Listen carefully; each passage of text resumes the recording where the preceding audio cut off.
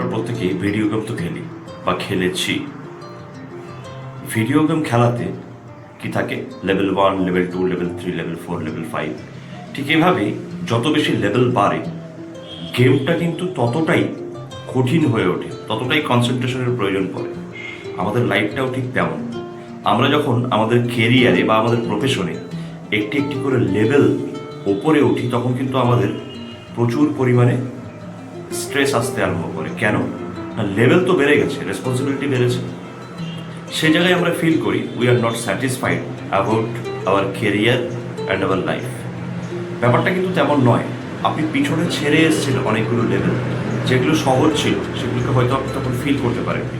But সত্যি লাইফটা কিন্তু এরকমই, যত আমরা লেভেল ওপরে নিয়ে যাব ততই কিন্তু এই স্যাটিসফ্যাকশন ব্যাপারটা কমতে আরম্ভ করবে। তাই বলে কি লাইফ থেমে থাকবে? আপনার কেরিয়ার থেমে থাকবে? আপনার প্রফেশন থেমে থাকবে? ডেফিনেটলি না। অতএব টেনশন, স্ট্রেস এগুলো থাকবে, তার মাঝখান দিয়ে আপনার প্রফেশনকে আপনাকে এগিয়ে নিয়ে যেতে হবে। Thank you very much.